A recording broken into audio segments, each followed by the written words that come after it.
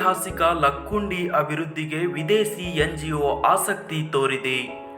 ಗದಗ ಜಿಲ್ಲೆಯ ಐತಿಹಾಸಿಕ ಲಕ್ಕುಂಡಿಗೆ Deccan heritage foundation ತಂಡ ಭೇಟಿ ನೀಡಿದ್ದು, ಇಟಲಿ ಹಾಗೂ ಗ್ರೀಸ್ ದೇಶದ ಡೆಕ್ಕನ್ ಹೆರಿಟೇಜ್ ಫೌಂಡೇಶನ್ ತಂಡ ಲಕ್ಕುಂಡಿಯ ಪ್ರಾಚ್ಯ ಅವಶೇಷಗಳ ಬಯಲು ವಸ್ತು ಸಂಗ್ರಹಾಲಯ ಹಾಗೂ ಐತಿಹಾಸಿಕ ದೇವಾಲಯಗಳನ್ನು ವೀಕ್ಷಿಸಿದೆ.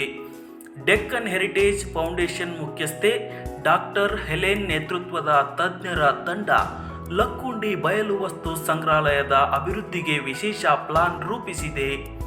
ಸುಮಾರು 3 ಎಕರೆ ಜಾಗದಲ್ಲಿರುವ ಬಯಲು ವಸ್ತು ಸಂಗ್ರಹಾಲಯದಲ್ಲಿ ಲಕ್ಕುಂಡಿಯಲ್ಲಿ ಪತ್ತೆಯಾಗಿರುವ ಪ್ರಾಚ್ಯ ಅವಶೇಷಗಳ ಸಂಗ್ರಹಣೆ ಮಾಡಿದ ಸ್ಥಳವನ್ನು ತಜ್ಞರು ಪರಿಶೀಲನೆ ನಡೆಸಿದರು. ಈಗಾಗಲೇ ಸರ್ಕಾರದಿಂದ 2,25,00,000 ವೆಚ್ಚದಲ್ಲಿ ಅಭಿವೃದ್ಧಿಪಡಿಸಲು ಯೋಜನೆ ರೂಪಿಸಲಾಗಿದ್ದು, ಸರ್ಕಾರದಿಂದ ಟೆಂಡರ್ ಪಡೆದು ಅಭಿವೃದ್ಧಿ ಕಾರ್ಯ ಕೈಗೊಳ್ಳಲು ಡೆಕ್ಕನ್ ಹೆರಿಟೇಜ್ ಫೌಂಡೇಶನ್ ತಂಡ ಮುಂದಾಗಿದೆ. ತಜ್ಞರ ತಂಡದಿಂದ ಸ್ಥಳ ಪರಿಶೀಲನೆ ನಡೆಸಲಾಗಿದ್ದು, ಶೀಘ್ರದಲ್ಲೇ ಸಂಪೂರ್ಣ ಪ್ರಾಜೆಕ್ಟ್ ರಿಪೋರ್ಟ್ ಸಿದ್ಧಪಡಿಸಲಾಗುತ್ತದೆ ಎನ್ನಲಾಗಿದೆ. And I love the antiquities, and I think the temples are really interesting and very beautiful and very different. Madam, this side. So I think it's it's a wonderful place to be, and I hope you will preserve them so that other parts of India can come and visit them and enjoy this amazing heritage. Thank you. What is planned here? What is planned? Well, we're just visiting, we're just visiting because we've been here many times. It's not the first time, and every time we come, we think it's even more interesting because we understand more.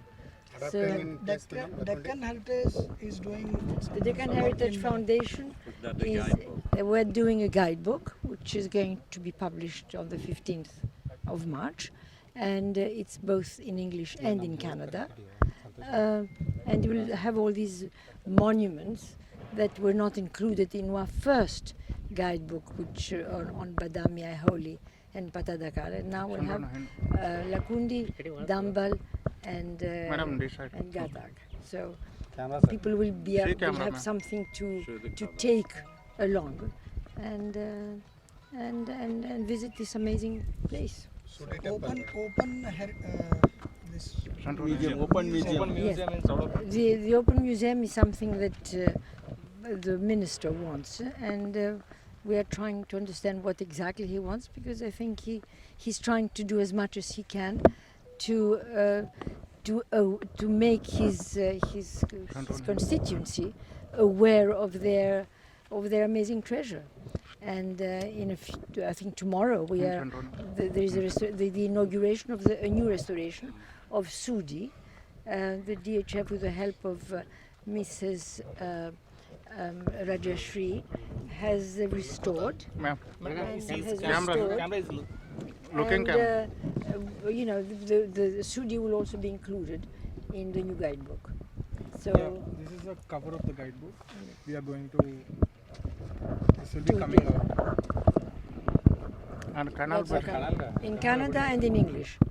It's the first time that our guidebooks are published in the local languages, and I hope that from now on we'll do that as well. We'll have it in English and in Kannada or Telugu or whatever, or Maratha.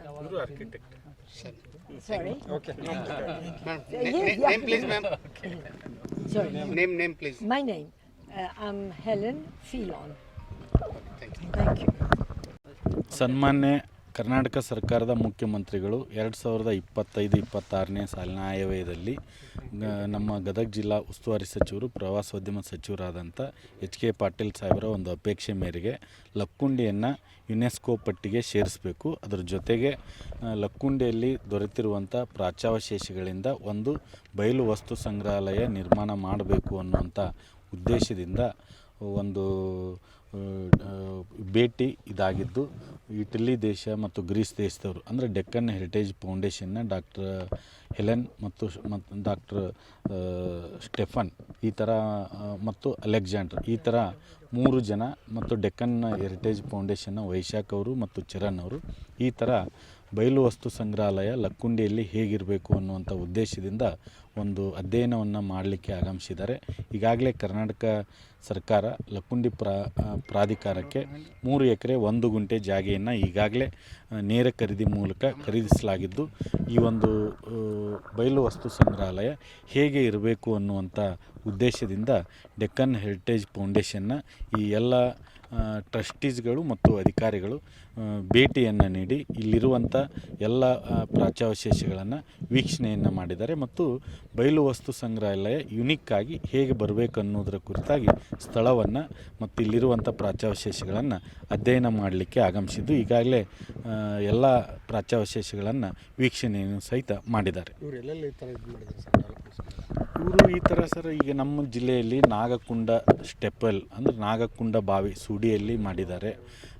ಹಲವಾರು ದಕ್ಷಿಣ ಭಾರತದ ಹಲವಾರು ರಾಜಮನೆತನಗಳ ಒಂದು ದೇವಸ್ಥಾನಗಳನ್ನು ಸಂರಕ್ಷಣೆ ಮಾಡಲಿಕ್ಕೆ ಡೆಕ್ಕನ್ ಹೆರಿಟೇಜ್ನ ಫೌಂಡೇಶನ್ನ ದಾನಿಗಳಾಗಿ ಹಲವಾರು ದೇವಸ್ಥಾನಗಳನ್ನು ಇವರು ಸ್ವತಃ ತಮ್ಮ ಖರ್ಚಿನಿಂದಲೇ ಮಾಡುವಂಥವರಾಗಿದ್ದಾರೆ. ನಮ್ಮ ಲಕ್ಕುಂಡಿಯಲ್ಲಿ, ನಮ್ಮ ಸೂಡಿಯಲ್ಲಿ, ರೋಣ ತಾಲೂಕಿನ ಸೂಡಿಯಲ್ಲಿ ನಾಗಕುಂಡ ಒಂದು ಬಾವಿಯನ್ನು ಸಹಿತವಾಗಿ ಬಹಳಷ್ಟು ಅದ್ಭುತವಾಗಿ ಸಂರಕ್ಷಣೆಯನ್ನು ಮಾಡುವಂಥ ಕೆಲಸವನ್ನು ಮಾಡಿದ್ದಾರೆ. ಕೆಲವೇ ದಿನಗಳಲ್ಲಿ ಮಾನ್ಯ ಉಸ್ತುವಾರಿ ಸಚಿವರಾದಂಥ HK ಪಾಟೀಲ್ ಸಾಹೇಬರು ಅದನ್ನು ಲೋಕಾರ್ಪಣೆಯನ್ನು ಮಾಡಲಿದ್ದಾರೆ. ಅದನ್ನೆಲ್ಲ ಮಾಡಿದವರು ಇವರೇ, ಡಾಕ್ಟರ್ ಹೆಲೆನ್ ಅವರು, ಡಾಕ್ಟರ್ ಸ್ಟೆಫನ್ ಅವರೇ ಡೆಕ್ಕನ್ ಹೆರಿಟೇಜ್ ಫೌಂಡೇಶನ್ನಿಂದ ದತ್ತಕ್ಕೆ ತೆಗೆದುಕೊಂಡು ಮತ್ತು ಅದರ ಜೊತೆಗೆ ಸೂಡಿಯನ್ನು ಸಂಪೂರ್ಣ ಸ್ವಚ್ಛ ಗ್ರಾಮ ಮಾಡಬೇಕು ಅನ್ನುವಂಥ ಆಲೋಚನೆಯನ್ನು ಸಹಿತ ಅವರು ಹೊಂದಿದ್ದಾರೆ.